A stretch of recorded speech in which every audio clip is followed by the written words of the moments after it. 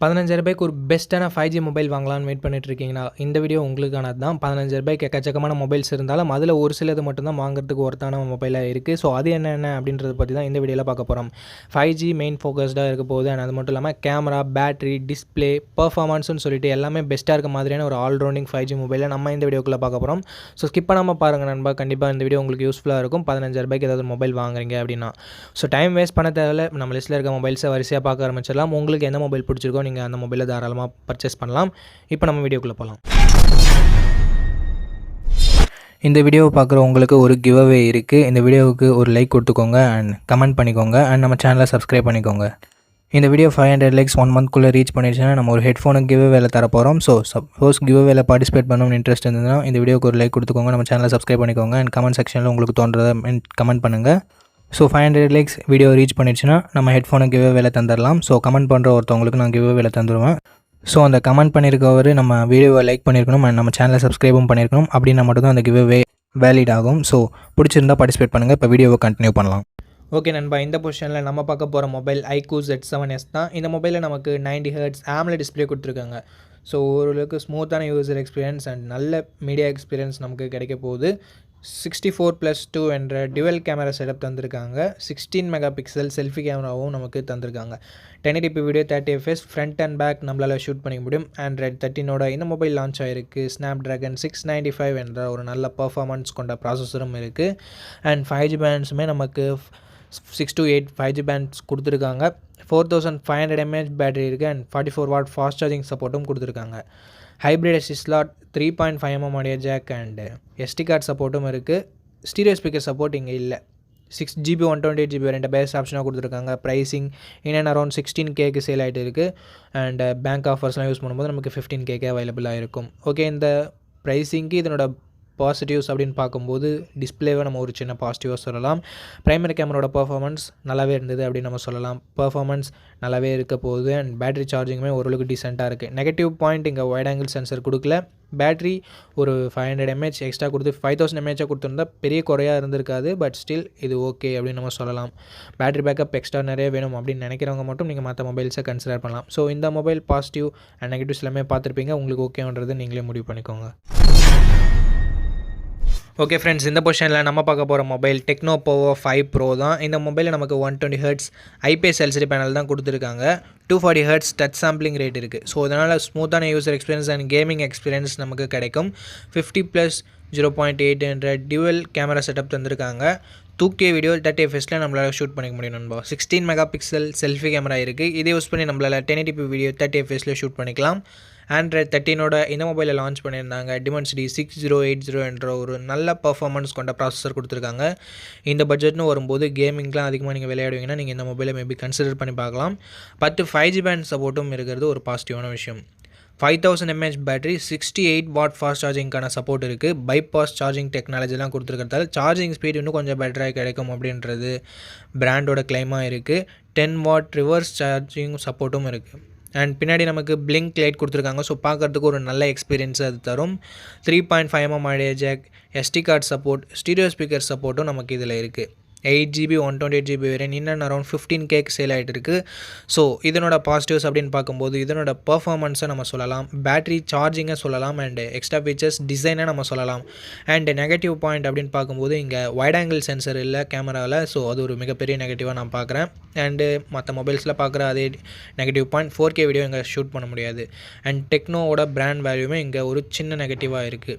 So இந்த positives and negatives எல்லாமே உங்களுக்கு ஓகேவா அப்படின்னு சொல்லிட்டு நீங்கள் கன்சிடர் பண்ணுங்கள்.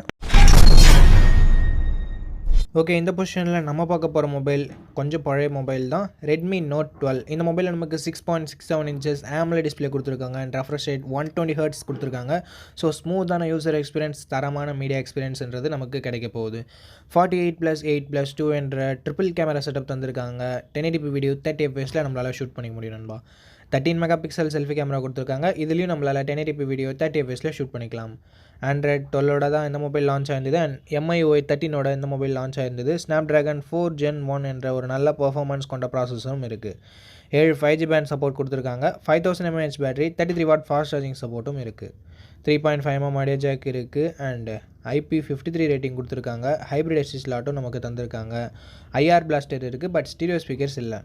4GB 128GB வேரியன்ட் இப்போதைக்கு 14,000 ரூபாய்க்கு சேல் ஆகிட்டு இருக்குது. எக்ஸாக்டான ப்ரைஸிங் டிஸ்கிரிப்ஷனில் இருக்கும்.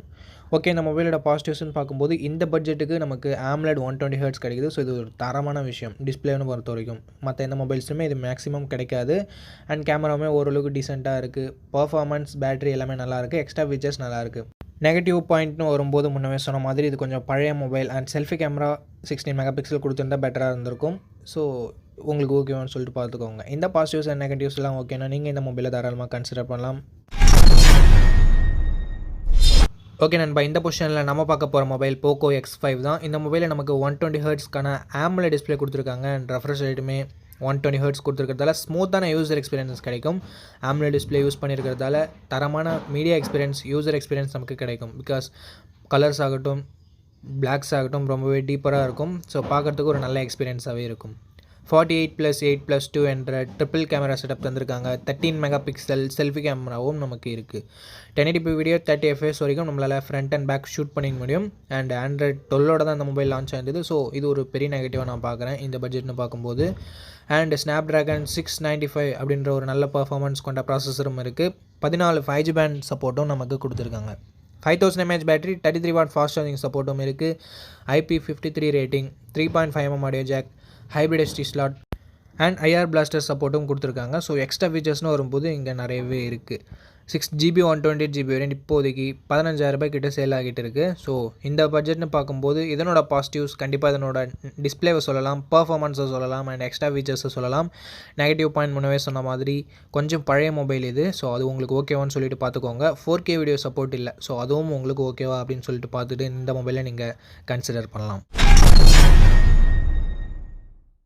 ஓகே, இந்த பொசிஷனில் நம்ம பார்க்க போகிற மொபைல் Moto G54 தான். இந்த மொபைலில் நமக்கு 6.5 inches Full HD + IPS LCD panel தான் தந்திருக்காங்க. பட் 120 Hz ரெஃப்ரெஷ் ரேட் இருக்கிறதால ஸ்மூத்தான யூசர் எக்ஸ்பீரியன்ஸ் நமக்கு கிடைக்க போகுது. அண்ட் 50+8 என்ற டியூவல் கேமரா செட்டப் தந்திருக்காங்க. முக்கியமான ஒரு விஷயம், பிரைமரி கேமராவில் நமக்கு ஆப்டிக்கல் இமேஜ் ஸ்டெபிலைசேஷன் கொடுத்துருக்காங்க. இது நமக்கு ஃபோட்டோஸ் எடுக்கும்போது ஷேக்கினஸ் அந்தளவுக்கு கொடுக்காது. அண்ட் நைட் ஃபோட்டோகிராஃபியுமே OIS இருக்கிறதால பெட்டராக இருக்கும். நம்ம பட்ஜெட் அதிகமாக ஸ்பெண்ட் பண்ணி வரக்கூடிய மொபைல்ஸில் OIS வீடியோவுக்கும் அப்ளிகபிள் ஆகும். பட் இங்கே வீடியோவுக்கு அப்ளிகபிள் இல்லை. ஒன்லி ஃபார் ஃபோட்டோகிராஃபி அப்படின்னு சொல்லிட்டு மோட்டோ சொல்லியிருக்காங்க. அண்ட் அது மட்டும் இல்லாமல் Android 13 தான் இந்த மொபைல் லான்ச் ஆகிருக்கு. மோட்டோனாலே நமக்கு தெரியும் ஸ்டாக் Android மாதிரியான ஃபீலிங் தான் நமக்கு கிடைக்கும். ஸோ UIமே ஒரு பாசிட்டிவான விஷயம் இந்த மொபைலை பொறுத்த வரைக்கும். Dimensity 7020 என்ற ஒரு நல்ல பர்ஃபார்மன்ஸ் கொண்ட ப்ராசஸரும் இருக்குது. 14 5G பேண்ட் சப்போர்ட்டும் கொடுத்துருக்காங்க.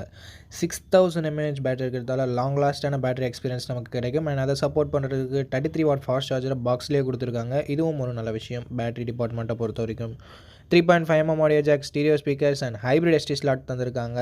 அண்ட் இந்த மொபைலோட 8GB 128GB வேரியண்ட்டை பேஸ் ஆப்ஷனாக கொடுத்துருக்காங்க. ப்ரைஸிங் இன்னும் அரௌண்ட் 15K வருது.